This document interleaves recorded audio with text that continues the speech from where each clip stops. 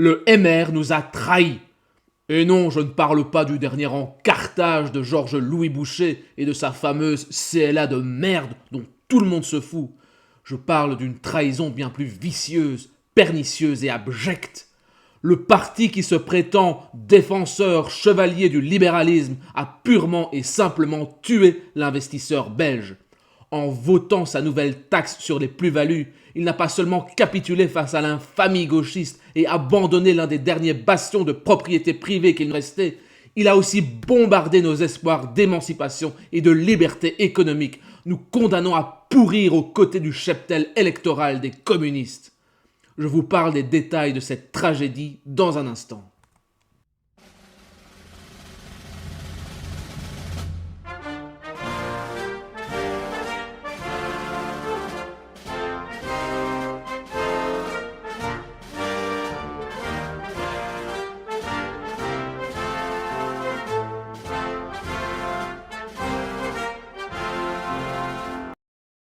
Tout d'abord, un rapide rappel de la situation.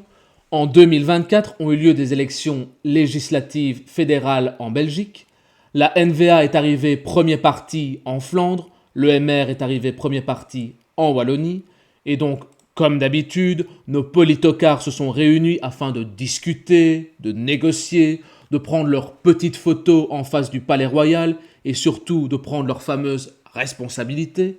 Donc de tout ce tintamarre et de ce cirque est née la coalition Arizona, qui est soi-disant le gouvernement le plus à droite et le plus libéral qu'on ait jamais vu en Belgique.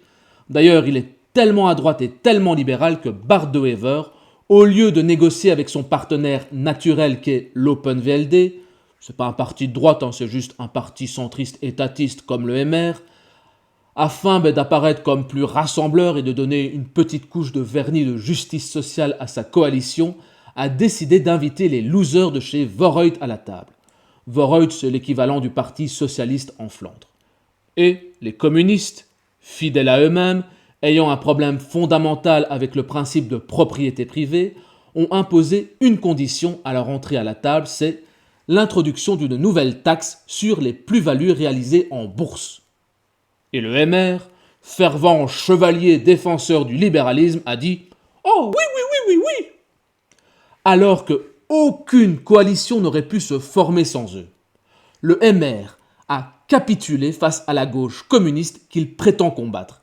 Il a ainsi mis en péril une de nos libertés fondamentales, le principe de propriété privée. Alors, certains vont me dire que j'exagère, qu'il n'y a aucun parti en Belgique qui se déclare comme communiste et qu'il n'est écrit nulle part dans leur programme qu'ils veulent abolir la propriété privée. Alors, merci, monsieur le premier de la classe. Savoir lire, c'est très bien, mais savoir réfléchir, c'est encore mieux. Alors, même si personne ne l'écrit noir sur blanc, quand on vit dans un enfer fiscal comme la Belgique, où le travail est le plus taxé d'Europe, 53% je le rappelle, et que derrière on vient empiler la TVA, le précompte immobilier, le cadastre, les taxes boursières, taxes sur les opérations en bourse, taxes renders, taxes sur les comptes titres, taxes sur les dividendes, toutes les assurances obligatoires, etc., etc., eh bien on vit déjà dans un enfer communiste. Toutes ces taxes, c'est autant de libertés individuelles qui vous sont volées. En rajouter, c'est enfoncer un clou supplémentaire dans le cercueil où résident vos espoirs de liberté et d'émancipation financière. Et tout parti qui ne s'oppose pas fermement à cette folie fiscale est complice, voire coupable de communisme. Il est temps d'enfin dire les termes, il n'existe aucun parti de droite libérale en Belgique. Maintenant que nous avons rappelé les bases, passons au vif du sujet, c'est-à-dire la fameuse taxe sur les plus-values. Donc en quoi est-ce que ça consiste ? Eh bien, à partir du 1er janvier 2026, lorsque vous vendez des actifs boursiers et réalisez une plus-value, cette dernière sera taxée à hauteur de 10%. Donc, concrètement, si vous achetez pour 100 euros d'actions Total Energy et que plus tard vous les revendez pour 110 euros, vous avez réalisé une plus-value de 10 euros et donc l'État, comme ça, va vous ponctionner 10%, donc 1 euro de taxe. Donc ici, j'ai un article qui résume un petit peu tout ce qui ne va pas avec cette fameuse taxe. On va le lire ensemble.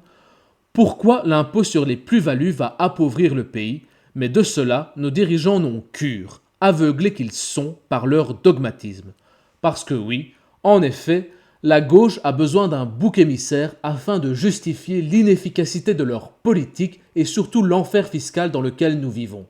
Alors, dans les années 30, c'était les juifs, c'était pratique, ils étaient un petit peu coupables de tout ce qui allait de travers, mais bon, aujourd'hui ça fait mauvais genre de tout leur mettre sur le dos, quoique, avec certains événements récents du Moyen-Orient, ça revient tout doucement, hein. Chasser le naturel de gauche, il revient au galop, n'est-ce pas? Mais bon, leur bouc émissaire favori pour le moment, ce sont les fameux actionnaires. Vous savez, les vilains actionnaires qui reçoivent de gros dividendes versés par les entreprises qui font des milliards de profits sur le dos des travailleurs. Parce que oui, retourner 3 burgers au McDo, ça vous donne droit à 50% du bénéfice, non? Mais bon, la logique et les gauchistes, ça a toujours été très éloigné, n'est-ce pas? Allez, on va continuer la lecture. On ne le répétera jamais assez, le nouvel impôt sur les plus-values est un impôt idéologique et irrationnel qui va coûter au pays bien davantage qu'il ne lui rapportera. Pour fixer les idées, rappelons en vrac que cet impôt frappera principalement les actions, c'est-à-dire le capital à risque déjà surtaxé. Parce que oui, là il en parle un petit peu plus tard, mais le capital que vous êtes capable d'investir afin de faire fructifier votre argent et de lutter contre l'inflation, il a déjà été taxé, puisque en général c'est votre salaire, donc qui vous a été versé par un patron. Le patron a déjà payé des charges patronales. De votre côté, vous avez déjà payé vos cotisations, vous avez déjà payé vos impôts. Derrière, vous devez encore payer toute la ribambelle de taxes, précompte immobilier, cadastre, charges communales, etc., etc. Et donc le tout petit capital qui vous reste à investir a déjà été surtaxé et ce qu'ils veulent, c'est rajouter par-dessus une autre taxe. C'est complètement indécent, mais bon, c'est la gauche, hein. L'indécence, ça fait partie de leur ADN, n'est-ce pas? Ensuite, au contraire de l'impôt progressif, cet impôt n'est pas indexé. Donc là, c'est pour nous dire que peu importe la plus-value que vous allez réaliser, la taxation sera la même, que vous ayez réalisé 100 euros ou 1 million d'euros de plus-value, vous serez taxé à 10%. Mais bon, de toute façon, le seul taux acceptable, c'est 0%. Tout ce qui est au-dessus, c'est du vol. Donc il n'est pas question d'un impôt progressif. Pour l'instant, évidemment, la gauche peut toujours vous surprendre. Ensuite, l'inflation présente un effet multiplicateur tel que les prix ont été multipliés par 9 depuis 1960, ce qui correspond à une inflation de 800% en 65 ans. Donc là, c'est un autre effet pervers, mais bon, les gauchistes sont des pervers par définition. En gros, les États, pour financer leur politique désastreuse et communiste, doivent émettre de la dette. Cette dette, elle va être rachetée par la BCE et pour la financer, ils doivent imprimer de l'argent. Cette impression monétaire fait perdre de la valeur à votre patrimoine, à votre argent, et donc c'est comme si vous payez une taxe supplémentaire, la taxe inflation, et c'est un petit peu le même phénomène qui se passe avec l'or. En soi, l'or ne change pas de valeur, 1 gramme d'or c'est équivalent à 1 gramme d'or, mais c'est par comparaison avec votre monnaie de singe que l'or va grimper en valeur. Et on a un petit peu le même phénomène avec les actions. Si on prend une boîte correcte comme Total Energy, une action Total Energy vaudra toujours une action Total Energy. Et même si la boîte crée de la valeur, c'est surtout par comparaison avec la monnaie de singe de l'euro que l'action Total va se valuer, va grimper en valeur. Et donc, ce que veut faire la taxe sur la plus-value, c'est mettre un impôt sur l'inflation que vous avez déjà payée. Passons à la suite. Déjà aujourd'hui, les bénéfices réalisés par les sociétés sont d'office soumis à un impôt au taux de 25% en Belgique, avant d'être soumis à une retenue à la source au taux de 30% sur les dividendes, voire aussi à un prélèvement préalable à la source étrangère de 15% en cas d'action étrangère. Ils seront donc désormais soumis à un triple, voire à une quadruple imposition, dès lors que les plus-values représentent des bénéfices actuels ou futurs de la société. Donc là, il nous explique que oui, les dividendes sont déjà très lourdement taxés en Belgique et que cette taxe ne fait que rajouter une taxe par-dessus la taxe. Mais bon, ça c'est le communisme, hein. Il faut toujours plus de taxes et plus d'impôts pour financer leur lubie redistributive. Ça ne change pas. Passons à la suite. À l'évidence, le taux de 10% est un leurre qui, à l'instar du précompte mobilier, passera rapidement à 20 voire 30%. Ça, c'est même pas une hypothèse. Il y a eu des déclarations de Raoul Edebo et de Paul Magnette qui nous ont dit que oui, c'est très bien d'avoir mis en place cette taxe, mais que dès que eux, ils en ont la possibilité, ils la feront grimper au plafond pour financer leur cheptel électoral, leur rente d'argent public, ainsi que toutes leurs lubies communistes, afin qu'on soit tous dans la misère et dans la merde. On passe à la suite. Taxer les plus-values sur actions, c'est taxer des capitaux qui proviennent généralement d'une épargne constituée au départ de capitaux qui, à l'origine, ont été taxés au taux marginal à l'impôt sur la personne physique de souvent 50%, hors additionnel, soit généralement minimum 53%, et qui, tôt ou tard, seront soumis à des droits de succession, eux aussi non indexés, à un taux de 30% dès 500 000 euros de capital. Donc là, il répète ce qu'il a dit au début, c'est que l'argent investi a déjà été taxé et très lourdement taxé. Mais en plus, ce qu'il rajoute, c'est que, en général, c'est que quand on capitalise de l'argent, ce n'est pas pour le claquer dans des folies et une crise existentielle de fin de vie. En général, c'est pour le léguer à nos enfants afin qu'ils aient accès à un niveau de vie supérieur au nôtre. Ça s'appelle l'ascension sociale générationnelle. Mais bon, ça, la gauche, par définition, elle y est opposée. Parce que vous comprenez, faire des enfants, c'est amoral, surtout avec le réchauffement climatique. Donc il faut tout consommer, il faut tout brûler.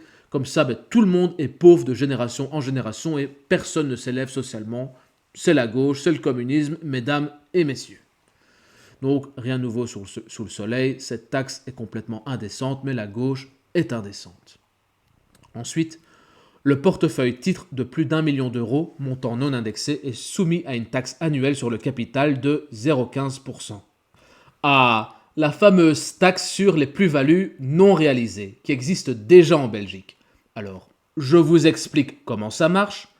Vous êtes un particulier, vous épargnez, vous faites preuve de rigueur budgétaire, ce dont un gauchiste est fondamentalement incapable, puisque par définition, un gauchiste, c'est comme un enfant. Dès que vous leur donnez de l'argent, ils sont incapables d'épargner, ils le dépensent tout de suite en bonbons, en friandises et autres stupidités. Et donc, vous vous montrez plus intelligent que le gauchiste moyen, vous investissez, et vu que vous avez fait des choix cohérents, votre capital va s'apprécier, et à partir d'un moment, vous dépassez la barre symbolique du million d'euros. Et là, je ne sais pas pourquoi, mais la gauche considère que vous êtes très très très méchant et très très très très très très riche, et donc il est parfaitement légitime de vous voler une partie de votre patrimoine. Comme ça, sans aucune raison. Alors, je veux bien qu'on me dise que j'exagère quand je parle de communisme et de déni de propriété privée, mais si ça n'en est pas, alors je ne sais pas c'est quoi. Parce que vous n'avez rien fait, vous n'avez touché aucun argent, vous n'avez rien vendu, mais la gauche se permet de vous taxer. Et donc, si votre capital est estimé à 1 million d'euros, eh bien vous devez leur verser 1500 euros. Comme ça, sans raison. Alors que vous n'avez fait aucun bénéfice à l'heure actuelle. Allez, on continue.